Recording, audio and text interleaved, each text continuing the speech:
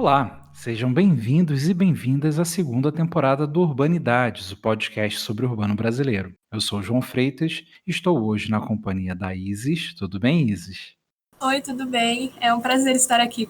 Da Luma. Oi, Luma. Oi, todo mundo, sejam bem-vindos. E do Marcelo. Tudo bem, Marcelo? Oi, gente, oi, João, oi, todo mundo. Tão bom estar de volta aqui com vocês. Olá a todos os ouvintes. Muito feliz de estar de volta aqui nessa segunda temporada. E abrimos essa segunda temporada estreitando os laços que já tínhamos com o Centro de Estudos da Metrópole. E a nossa primeira entrevista desta temporada é com o professor Eduardo Marques. Seja muito bem-vindo, professor Eduardo. Obrigado, João. Obrigado, Isis, Luma, Marcelo. É um prazer estar aqui com vocês. Geralmente a gente abre a nossa conversa pedindo para que o entrevistado conte um pouco sobre a trajetória, sobre os caminhos que percorreu. Antes disso, eu gostaria que, se possível, professor Eduardo, você explicasse o que é o CEM, o Centro de Estudos da Metrópole. Então, eu sou Eduardo Marques, eu sou professor titular do Departamento de Ciência Política da USP e sou pesquisador e agora vou me tornar novamente diretor do Centro de Estudos da Metrópole. Minhas áreas de pesquisa transitaram entre os estudos urbanos e as ciências sociais e dimensões do governo de cidades, política urbana, desigualdades urbanas, favelas, segregação socioespacial, sociabilidade urbana. Então, sempre fiz pesquisas assim na interface entre a discussão sobre cidade e as áreas temáticas ou disciplinares da ciência política e da sociologia. E o Centro de Estudos da Metrópole é um lugar que tem uma trajetória e uma ênfase assim, parecida com essa, no fundo, porque é um centro interdisciplinar, constituído no ano de 2000, então já está fazendo 20 anos, principalmente em resposta a um edital que a FAPESP lançou no ano anterior, em 99, da constituição de novos centros em áreas dinâmicas do conhecimento, um programa chamado CEPID, que eram centros de pesquisa, mas também de inovação e de transferência dessa inovação para a sociedade. Então, necessariamente, os centros tinham que ter 3 áreas. Uma área de pesquisa, que é a área mais tradicional nossa, que é o que a gente faz mais, que a gente sabe fazer e faz meio automaticamente, mas também produzir coisas que sejam transferidas para a sociedade, principalmente para públicos de especialistas, e também difundir informações das pesquisas para públicos de não especialistas, né? Então, o centro foi formado originalmente com essas 3 áreas e ele foi, ao longo do tempo, desenvolvendo diversos tipos de estudos socioeconômicos, demográficos, sobre questões urbanas, focando principalmente em dimensões relacionadas com a desigualdade social, tanto nas suas múltiplas dimensões. Desigualdade não apenas de renda, mas desigualdade de acesso a políticas, desigualdades de acesso ao bem-estar propriamente, sociabilidade, mercado de trabalho, violência, sociabilidade urbana.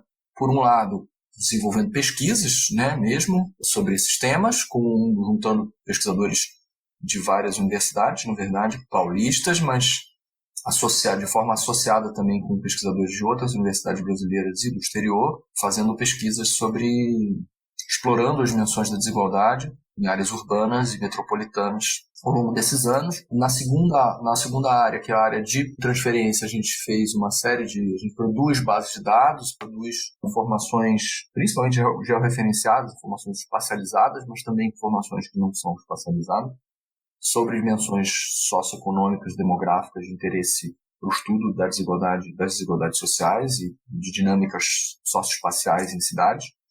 Isso pode ser baixado gratuitamente no nosso site. A gente tem um acervo de muitas centenas de bases de dados sobre São Paulo, também sobre outras metrópoles, sobre outras escalas, inclusive nacionais. Hoje em dia, muitas bases nacionais importantes das PNADs, dos censos demográficos, organizados de forma comparável no tempo. E desenvolvemos também diversos projetos para o setor público, principalmente, mas também para entidades da sociedade civil, para responder perguntas que esses agentes tinham e que eles não conseguiam responder, mesmo utilizando as nossas bases, né? Não era suficiente disponibilizar a base, disponibilizar um curso, porque a gente também oferece cursos para gestores públicos, principalmente para gestores públicos e pesquisadores, mas às vezes um certo órgão público queria, na verdade, que a gente responder perguntas que eles não conseguiam responder mesmo com as nossas bases e com os nossos cursos, porque eles não tinham pessoal, não tinham tempo, etc. e tal.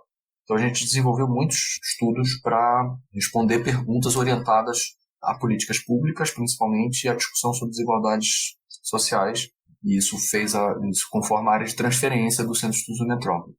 E a área de difusão é uma área que envolve a disseminação das informações, estudos que a gente produziu, que são, óbvio, disseminados pela forma acadêmica mais tradicional, né, assim, através de livros e artigos acadêmicos, congressos, apresentações de congresso, mas também de formas mais acessíveis ao público em geral, através de uma série de ferramentas que foram sendo desenvolvidas no site, mas também através de diversas formas de disponibilização de informação, inclusive esses podcasts que são urbanidades que são apoiados pelo Centro.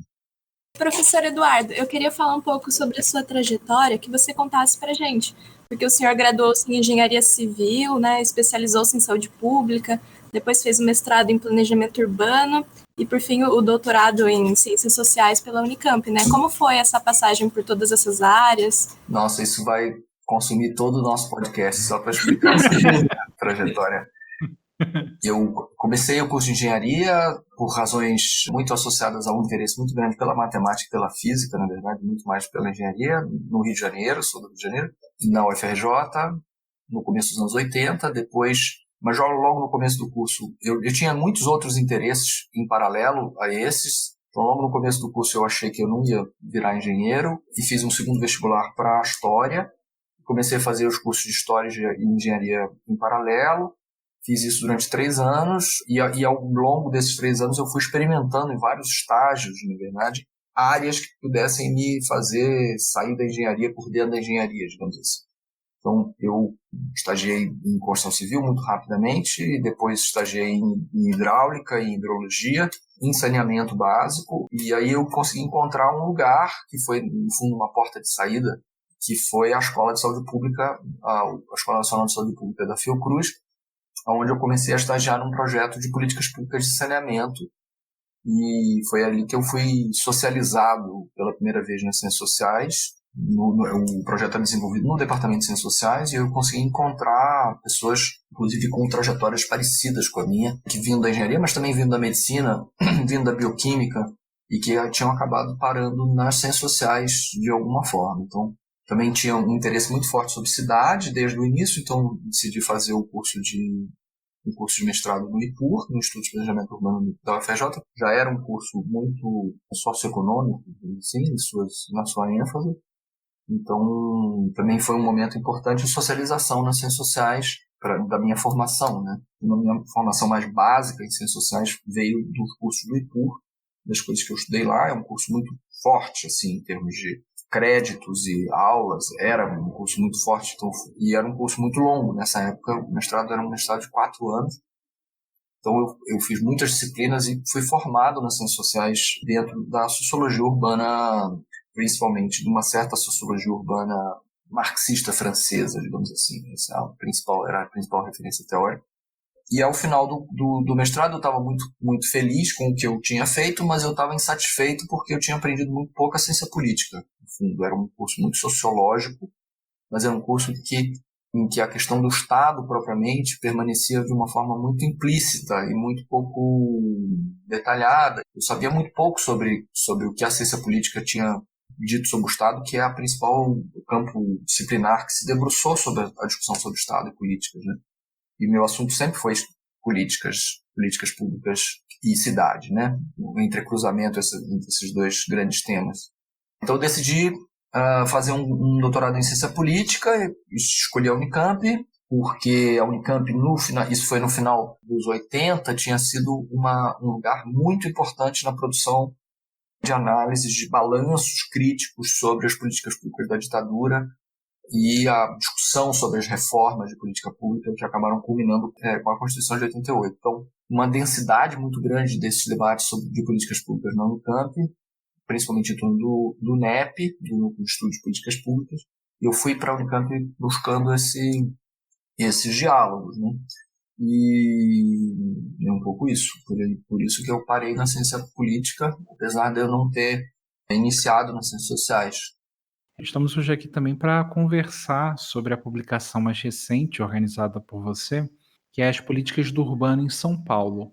Antes de falarmos dessa obra, como que essa obra se localiza no horizonte de obras anteriores, como o livro A Metrópole em São Paulo no século XXI, e também o dossiê que saiu pela revista da Novos Estudos Sebrap, Capitais do Urbano.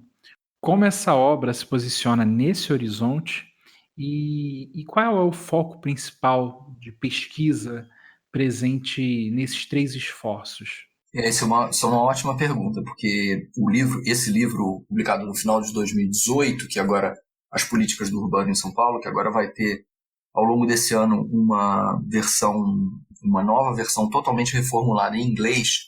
Eu passei o ano passado, grande parte, dedicado a reformular completamente, reescrever um monte de coisas do livro, uma publicação em inglês, que vai sair pela editora inglesa Wiley Blackwell. Esse livro se insere num esforço de pesquisa mais amplo que a gente tem desenvolvido coletivamente no Centro de Estudos da Metrópole, que envolve justamente essas outras 2 publicações que você citou, o livro A Metrópole do São Paulo no século XXI e o dossiê Os Capitais do Urbano, que foi publicado na revista Novos Estudos Sebrap. E também outros artigos separados, mas principalmente que estão, digamos assim, associados ou reunidos nessas três publicações. Essa é a minha agenda recente no CEM, né, dentro dos Centros de Estudos da Metrópole, é uma agenda de estudos sobre políticas urbanas, metropolitanas comparadas internacionalmente, tentando entender a política das políticas, a política que está por trás da produção das políticas em grandes cidades. É um projeto comparado, São Paulo, Paris, Londres, Cidade do México e Milão, com colegas e equipes de pesquisa nessas outras cidades. A gente tem feito diversos diálogos, tem a ver com encontros, com mesas em congressos, idas e vindas de pesquisadores e discussões virtuais. E a ideia é tentar entender, não necessariamente comparar as cidades em si ou comparar as políticas das cidades em si, mas comparar a política que está por trás das políticas nessas grandes cidades, né? Então, os conjuntos de atores, as instituições que estão envolvidos na produção de políticas e suas conexões, né, conformando o que a gente chama de padrões de governança de políticas em grandes cidades. E aí não necessariamente as políticas a comparar são políticas similares em termos temáticos, mas são políticas que têm os mesmos tipos de atores operando em cada cidade. Então, essas 3 publicações, o livro A Metrópole, São Paulo no século XXI, Os Capitais do Urbano, o dossiê Os Capitais do Urbano e esse novo livro, As Políticas do Urbano em São Paulo, eles são primos, digamos assim, são irmãos e foram pensados como publicações separadas, mas conjuntas, né? Todos eles também têm uma outra característica, que é essa característica de obras coletivas. Nenhum deles é organizado por mim, essa ideia da organização. Eu acho que não descreve exatamente o processo de trabalho que está por trás dessas publicações, né? Eles são obras coletivas propriamente, que são coordenadas por mim, lideradas por mim, mas que envolvem outros pesquisadores e que são produzidas de uma forma muito mais interativa do que a ideia de organização pressupõe. A gente tem muitos livros, especialmente no Brasil, nas ciências sociais brasileiras, isso é muito comum, de ter livros organizados que são apenas a junção de contribuições de autores, por exemplo, que foram apresentados num seminário, ou que um autor especificamente encomendou artigos e as outras pessoas entregaram. Esses artigos todos, esses capítulos dessas 3 obras coletivas, eles foram produzidos juntos, foram discutidos juntos em diversos momentos, foram alterados pelas discussões em vários seminários, reuniões de pesquisa, envolvendo professores, alguns professores e alunos de mestrado e de doutorado que tratam desse tema. Então, isso tudo, no fundo, essa agenda de pesquisa, no caso brasileiro, eu penso essa agenda de pesquisa como a montagem, de forma pioneira, no caso brasileiro, de um projeto de investigação articulado sobre as múltiplas dimensões da produção das políticas que estão presentes nas grandes cidades brasileiras, né? Isso me leva para uma outra resposta, na verdade, que sai do âmbito específico da discussão das obras, mas tem a ver com o fato de que políticas públicas no Brasil, as políticas públicas que se dedicam à produção da cidade, que são essas políticas que eu estou chamando de políticas do urbano, elas foram, obviamente, objeto de uma grande quantidade de análises desde os anos 70, pelo menos, mas nunca em si, nunca de forma dedicada, nunca para entender o próprio processo de produção das políticas, e as suas relações com a política da cidade. E eu acho que essa agenda de pesquisa que a gente está perseguindo, ela tenta fazer isso de maneira articulada. Então, o livro A Metrópole de São Paulo no século XXI, ele faz uma atualização das grandes transformações e características sociodemográficas e espaciais da cidade de São Paulo. E a gente, nesse sentido, a gente fez um esforço grande para fazer um livro que tivesse as desigualdades da metrópole como eixo principal, mas que deixasse um pouco de fora as ações do Estado sobre essas desigualdades, de maneira que a gente pudesse preservar essas políticas, essas ações do Estado, para uma análise detalhada, que é o que está feito as políticas da política, as políticas do urbano em São Paulo, né? E uma das dimensões importantes que apareceu ao longo das pesquisas, várias pesquisas monográficas que compõem essa análise geral, foi a crescente importância de capitais de diversos tipos na produção da cidade. Então a gente decidiu fazer uma análise, um zoom, digamos assim, dos capitais, no que eu chamo de capitais do urbano, e é isso que está publicado no nosso estudo SEBRAP, analisando os vários tipos de capitais que têm operado sobre a cidade. Novamente, assim como as políticas urbanas sempre foram analisadas diversas vezes, os capitais que operam na cidade também foram analisados diversas vezes, mas sempre de uma forma muito homogeneizante, assim, sem muito entender quais são as diferenças entre diferentes tipos de capitais, quais são as diferenças que os processos de valorização que cada um deles tem, como essas diferenças se rebatem em relações características com o Estado de maneira diferenciada, como essas características se rebatem em relações diferentes com o espaço urbano. Então, a literatura tratou sempre os capitais da cidade como se os incorporadores, as empresas de ônibus, as empresas de lixo, as construtoras, as consultoras produtoras de projeto e de gerenciamento fossem todas elas similares e obedecessem à mesma lógica. Elas não obedecem mesmo, elas funcionam de um jeito muito diferente, tanto em relação às relações que ela tem com o Estado, quanto no que diz respeito às relações que ela tem com o espaço urbano, tá? E é isso que está no dossiê Capitais do Urbano. E agora, por fim, nesse último livro do projeto, que é esse livro chamado As Políticas do Urbano, em São Paulo, a gente fez uma análise que partiu de análises monográficas de 8 setores de política pública diferentes, que incluem habitação, mobilidade urbana nas suas várias dimensões, sobre transporte em ônibus, tráfego, controle do tráfego, transporte no metrô, coleta de lixo, projetos de renovação urbana, a regulação da atividade imobiliária por incorporação privada. Enfim, analisamos vários setores de política pública, assim como diversas dimensões transversais que impactam todas as políticas, né? A formação de governo em relação com a Câmara, das administrações dos prefeitos com a Câmara, a administração pública e a circulação de gestores em cargos de direção dentro do governo e o orçamento público, o orçamento municipal. Então, não só eu acho que essa obra é a primeira vez que se faz uma análise, não só diversos dessas políticas são muito pouco estudadas no Brasil, por exemplo, a política de limpeza urbana ou mesmo a política de transporte sobre ônibus, como é a primeira vez que se faz uma análise integrada de um conjunto tão grande de setores de política pública que produzem a cidade. E, por fim, tem uma outra dimensão que é a primeira vez que se tenta conectar de uma forma mais densa as políticas com a política, né? Resguardando as características que são peculiares da política urbana, da política das cidades, operada no nível das prefeituras e abaixo das prefeituras, né? Na sua interação com o território propriamente. A literatura brasileira não só analisou pouco as políticas do urbano em si, como produziu poucos diálogos entre as tradições disciplinares dos estudos urbanos e da ciência política.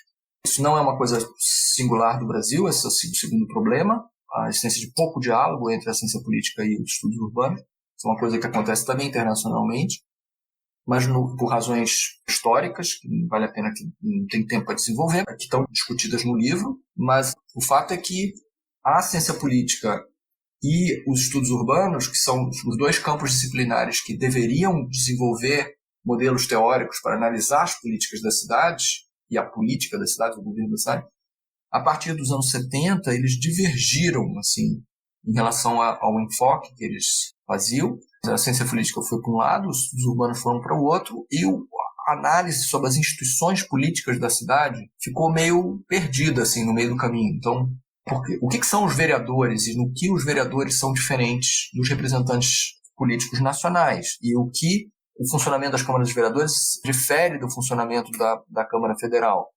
Como os executivos municipais e os prefeitos funcionam e como é que eles se relacionam diferentemente, o quanto eles diferem do executivo nacional. Como os políticos locais, de base local, como vereadores de reduto, funcionam e como a interação entre as estratégias e práticas que eles têm e o território da cidade e a forma como as políticas estão territorializadas impacta a gestão da cidade.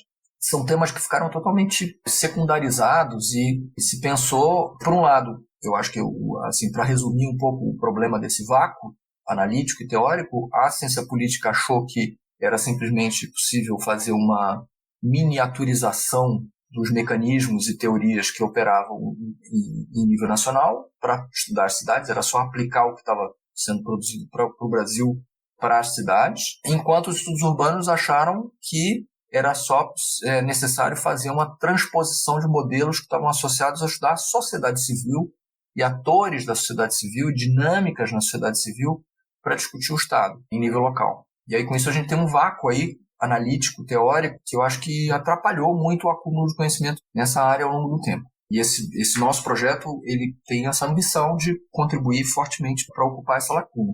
Por isso, gastar tanta energia e tanto papel escrevendo 2 livros e um dossiê grande sobre um dossiê que é quase meio livro para analisar articuladamente essas dimensões. Professor, agora que você estava falando sobre a questão das dimensões, o seu livro chama As Políticas do Urbano em São Paulo. Por que a escolha do em São Paulo e não de São Paulo? Essa é a primeira pergunta. E uma segunda pergunta, como que vocês fizeram para definir o que seriam exatamente as políticas do urbano? Porque, bom, tem como uma política pública não afetar o urbano ou alguma coisa assim? Qual foi o critério que vocês usaram para definir o que seriam exatamente as políticas do urbano? Ótimas perguntas. Primeiro, a questão da política do urbano, que eu acho que fica mais didático assim. Políticas públicas, na maior parte das vezes, se espacializam, né? Assim, elas sempre tocam o território porque o território é o substrato concreto do funcionamento das sociedades. Então, sempre a política macroeconômica do governo federal, dos governos federais, governos nacionais, impacta os territórios também, fortemente. Só que, para poder especificar esse objeto e tentar entender as especificidades do governo das cidades, faz sentido delimitar um tipo de política. Não todas as políticas que impactam as cidades, como, por exemplo, a política macroeconômica, ou a política de defesa nacional, ou a política de previdência, essas políticas são todas políticas que têm efeitos sobre as cidades, elas agem sobre as cidades, elas acontecem nas cidades, no urbano, mas, assim como elas acontecem no rural, né? Mas elas, em algum momento, elas tocam o território, e no caso das cidades, elas acontecem no urbano, mas elas não são do urbano, no sentido de que elas não são as políticas que constroem, mantêm a cidade e a vida urbana. Por isso, esse livro tem esse recorte, né? Isso já tinha sido explorado conceitualmente em um artigo que eu publiquei alguns anos atrás na RBCS, na Revista Brasileira de Ciências Sociais.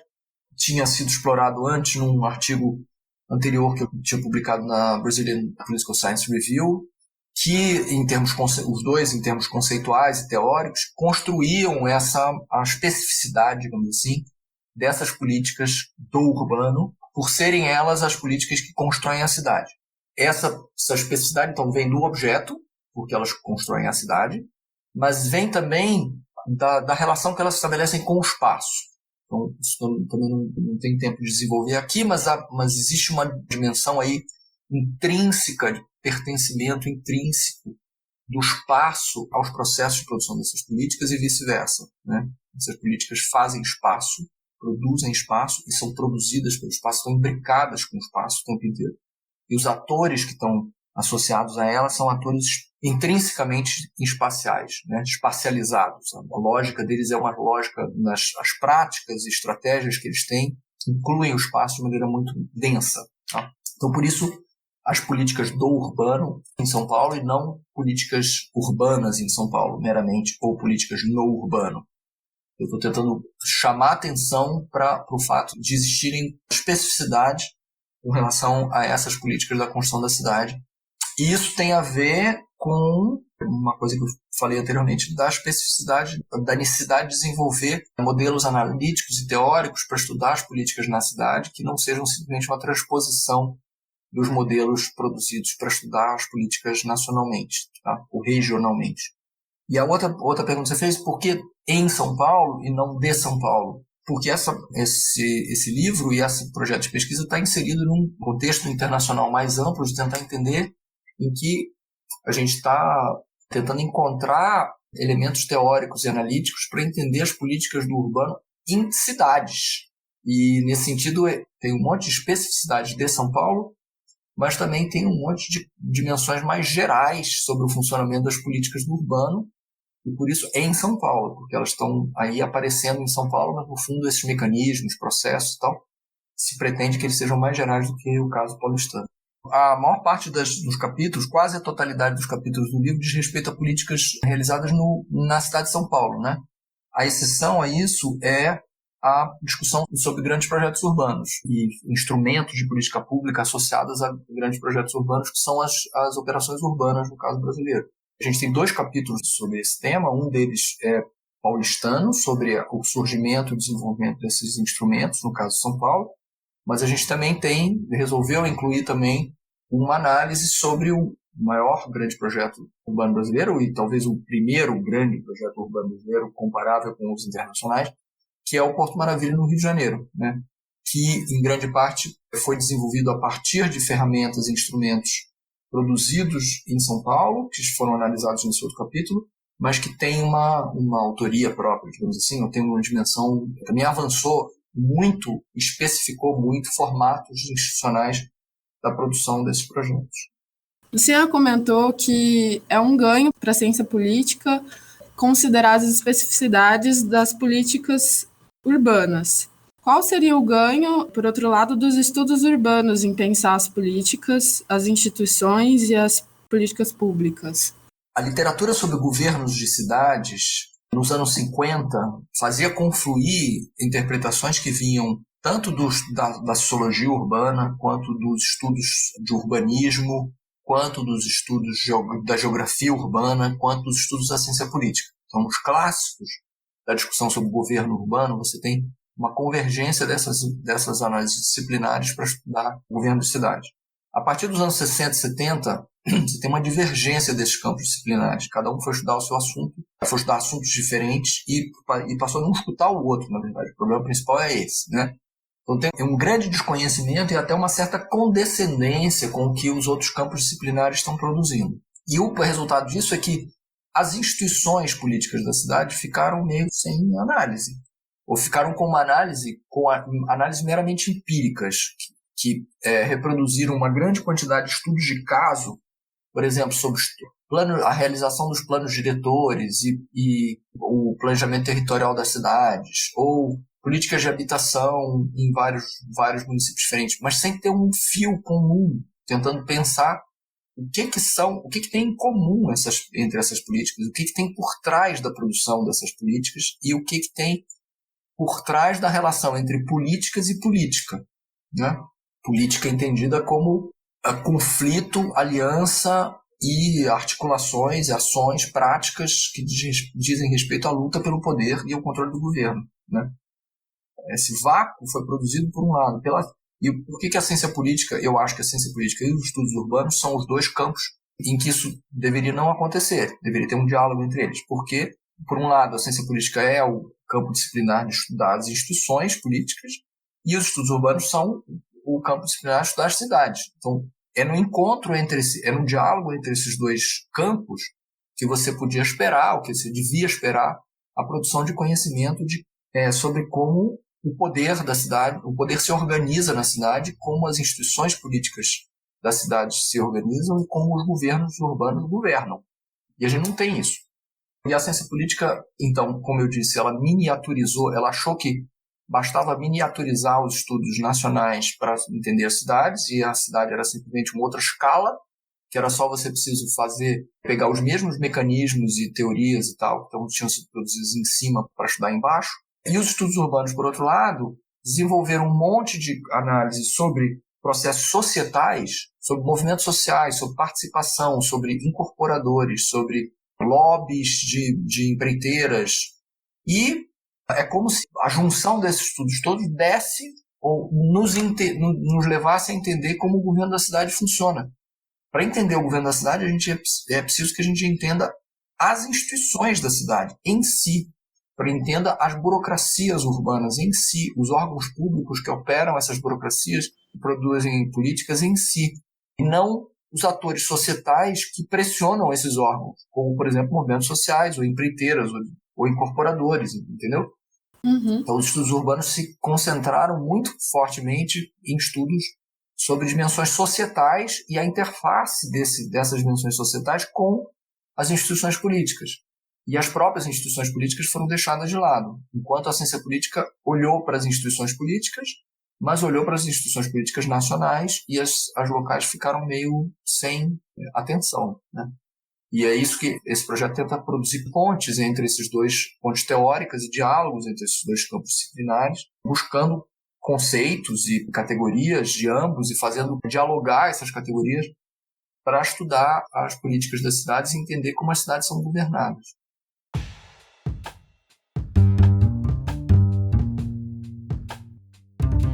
Você sabia que Urbanidades é apenas uma das iniciativas do grupo Urbandata Brasil? Para acompanhar notícias sobre o cenário urbano brasileiro e receber divulgações de atividades acadêmicas, acesse nossa página no Facebook, Urbandata Brasil, banco de dados sobre o Brasil urbano. E se você está gostando desse episódio, não se esqueça de compartilhar. Urbanidades está no Spotify, no iTunes e nos demais agregadores de podcast. Agora voltando para a entrevista.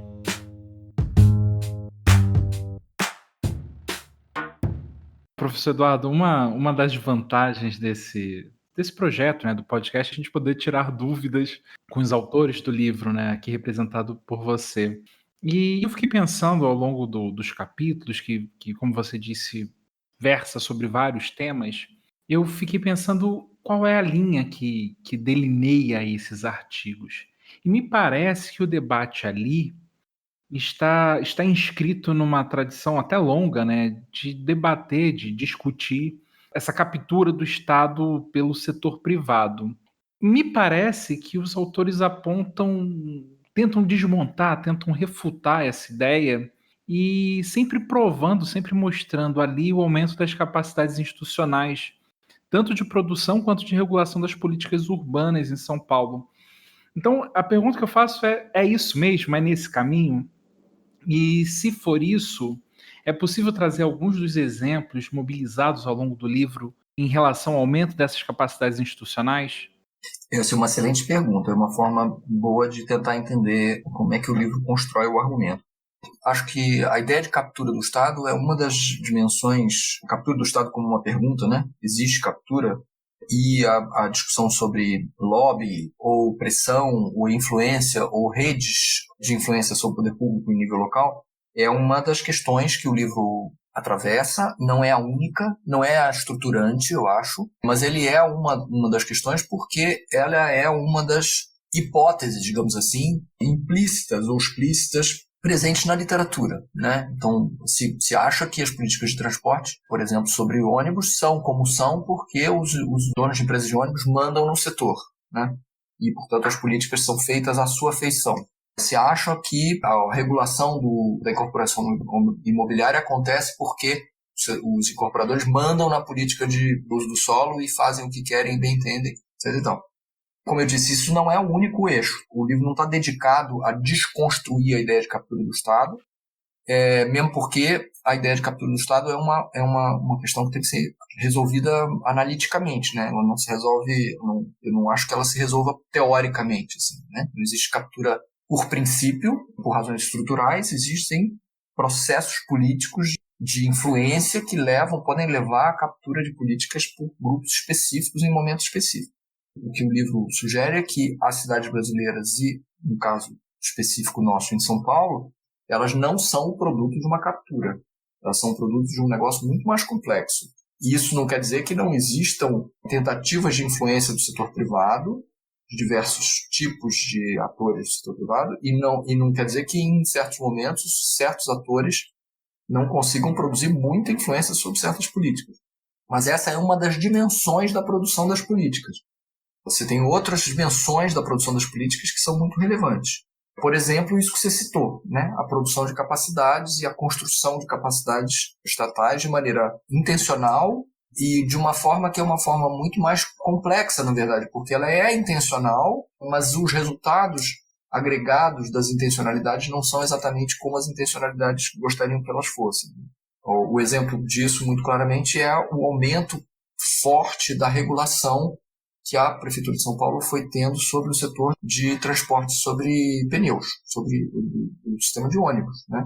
Como a Prefeitura foi produzindo ao longo do tempo, por diversas razões localizadas, ações que levaram à constituição de instrumentos de política pública para reduzir os custos de operação do sistema, instaurar catracas eletrônicas para poder tirar os cobradores. Aí, os cobradores acabam não saindo por razões sindicais e de conflito político com a prefeitura, mas as catracas estão lá. Aí um outro governo vai lá e pega, isso foi feito no governo Pita.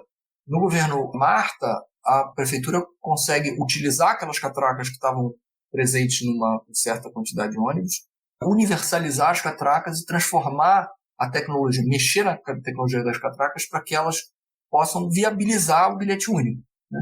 Que é uma política com enorme efeito redistributivo, com importantíssimos efeitos espaciais para a cidade e que, portanto, foi implantada em cima de uma infraestrutura física que existia anteriormente, que tinha sido produzida por um outro objetivo, por um governo que tinha outros interesses e tal. E, posteriormente, o bilhete único, por objetivo fazer com que as pessoas possam viajar de maneira temporal, pagando só uma passagem, mas ao gerar informações que são informações das pessoas entrarem nos ônibus, no conjunto dos sistemas, gerou uma enorme quantidade de informações sobre o fluxo de pessoas e os trajetos que as pessoas fazem, né? No caso de São Paulo, o nosso bilhete a pessoa não precisa clicar de novo quando ela sai, né? Então não fecha a viagem. Existem modelos estatísticos que permitem estimar aonde as pessoas saíram, dado o lugar que elas entraram, pelo volume da informação, é possível fazer essa inferência. Então, o planejamento de transporte passou a ter a possibilidade de saber quais eram os trajetos que as pessoas faziam de um lado para o outro na cidade. Isso foi complementado logo depois por uma outra coisa que tem a ver com a regulação dos contratos dos ônibus, que são os GPS, né? E aí não só se passou a ter o controle potencial sobre os trajetos dos indivíduos, dos passageiros, mas também os trajetos dos ônibus através do GPS. Então, e a junção dessas duas ferramentas, que são instrumentos de política pública, nesse caso, assim, gadgets mesmo, coisinhas que foram tecnicamente instaladas, eles permitem a constituição, eles têm efeitos sociais e políticos importantes para a política, permitem uma regulação sobre o sistema, um conhecimento e uma regulação potencial sobre o sistema que não se tinha antes. Isso são capacidades estatais que foram sendo produzidas, instrumentos de política pública que geram capacidades estatais que foram sendo produzidas ao longo do tempo, né? E isso não está presente na discussão sobre captura, né? A discussão sobre captura está completamente... Uma visão da política que tente olhar pelo ângulo da captura vai ser completamente cega ou míope para a existência e o impacto dessas tecnologias e desses instrumentos de política que têm essas tecnologias inseridas dentro delas, né? E que efeitos essas coisas têm. Eu disse que o livro não tinha como captura apenas a discussão sobre captura, mas a captura como uma pergunta, né? É uma das dimensões que cruza o livro. Uma outra dimensão que cruza o livro, porque também está presente com uma hipótese forte na literatura sobre políticas em cidades no Brasil, é a discussão sobre pressão dos grupos societais, né? Pressão de movimentos sociais, etc. e tal, e qual é a participação dos movimentos sociais na produção de políticas. Isso é uma hipótese bem forte da literatura, tem muitos e muitos estudos indo nessa direção, e partindo dessa premissa, na verdade, para estudar movimentos sociais e políticas, né?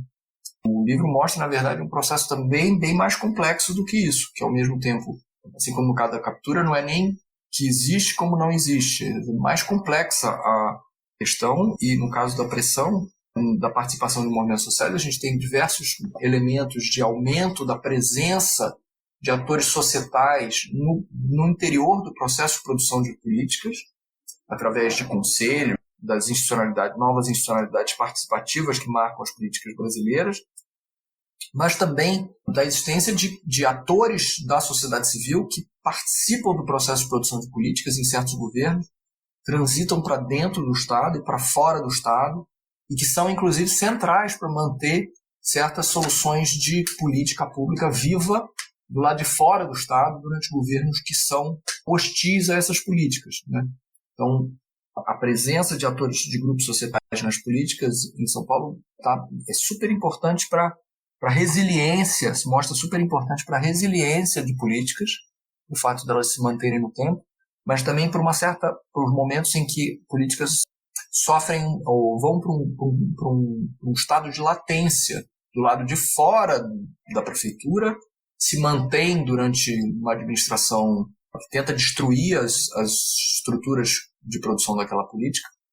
Então essa solução migra para fora nas mãos desses atores da sociedade civil que tinham entrado na política para trabalhar em uma certa gestão, saem, mantêm essas soluções vivas ou fazem migrar essas soluções para outros lugares, para outras cidades, para outros níveis de governo, e depois essa coisa pode ser migrada novamente para dentro da prefeitura, para dentro do setor de política pública, saindo da latência. Então essa dimensão de latência e reanimação das políticas em governos, quando o ambiente político fica favorável novamente para certos tipos de solução, uma coisa que aconteceu muito em São Paulo. Nas políticas de habitação, por exemplo, quando certas políticas foram redistributivas, gradativamente se implantaram e se inseriram dentro da estrutura, como urbanização de favela, regularização do loteamento, outras políticas oscilaram entre governos, como mutirões com autogestão, como habitação na área central, como a integração entre planejamento urbano, combate à segregação e habitação, né? Integração entre políticas de habitação e políticas de planejamento. E esse tipo de política foram desenvolvidos em certas gestões, aí com a troca de governo, certas outras gestões interromperam essas políticas e até extinguiram os setores que tocavam essas políticas, mas logo um pouco na frente, a volta de governos simpáticos a elas, digamos assim, próximos a essas políticas, fizeram retornar, e elas puderam retornar porque elas tinham sido mantidas vivas do lado de fora do Estado, né? Então, isso quer dizer que o papel de atores da sociedade civil na produção de políticas é muito mais complexo do que a mera pressão em protesto aberto. Ele também tem a ver com a participação desses atores nos processos de produção de política pública. Mas a gente só pode ver isso quando a gente analisa os processos de produção de política pública com lupa, né? Em si, e não quando a gente fica olhando para os movimentos e mobilizações. Se a gente só olhar para isso, a gente não vai conseguir ver o que está acontecendo dentro do Estado, das imbricações que acontecem entre esses movimentos e atores e a produção de políticas. Então, é verdade que captura do Estado é um elemento que cruza o livro como uma pergunta, mas também é verdade que cruza o livro como pergunta qual é o papel da pressão de grupos societais sobre a produção de políticas. E elas duas dimensões estão presentes no livro porque elas estão presentes no debate, muito vivamente, né? E elas são analisadas em diversos capítulos, assim como outras dimensões são analisadas em diversos capítulos. A presença de capitais na produção das políticas, a existência de novos arranjos de produção das políticas em termos concretos mesmo, que formas e que atores, que relações eles têm entre si e que processos estão produzindo as políticas é um elemento também central que aparece com muita força. O terceiro elemento que aparece com muita força são os instrumentos de política pública, a existência de instrumentos de vários tipos, como eu citei anteriormente, a coisa toda essa cadeia na área de transporte sobre ônibus, né? E a existência de capacidades estatais cada vez mais fortes, com a construção de novas agências, novas burocracias que estão presentes em São Paulo, né? Esses quatro elementos, capitais, novos arranjos, instrumentos e capacidades de produção de capacidades estatais, eles são estão presentes nas várias políticas analisadas, mas com pesos diferentes, né? Então fica aqui para a nossa audiência o convite para a leitura do livro, e para que não restem dúvidas, hoje a conversa foi em torno do livro As Políticas do Urbano em São Paulo. O Eduardo Marques assina a organização, ainda que tenha nos explicado que o fluxo de trabalho era um fluxo de trabalho muito coletivo, e é um livro publicado pela editora Unesp em parceria com o Centro de Estudos da Metrópole. Professor Eduardo, a gente agradece imensamente a sua atenção, a sua disponibilidade em conversar conosco. Estamos muito satisfeitos de, nessa segunda temporada, estreitar os laços com o Centro de Estudos da Metrópole e servir também como um canal de divulgação para as pesquisas do Centro. Agradeço também a Isis, Lume e Marcelo. Eu também gostaria de agradecer aos colegas aqui da entrevista, ao João, ao professor Eduardo, que você deu esse tempo para a gente, para falar sobre o seu livro. Foi muito bom, foi um ótimo começo. Espero que o nosso ano de entrevistas continue assim, e agradecer aos ouvintes, que espero que estarão todos de volta aqui nos acompanhando e, enfim, também compartilhando com a gente esses bons momentos que nós temos entrevistando os nossos pesquisadores.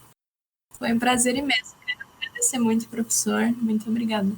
Eu agradeço muito a todos. Foi muito, muito importante, muito legal. Muito obrigado.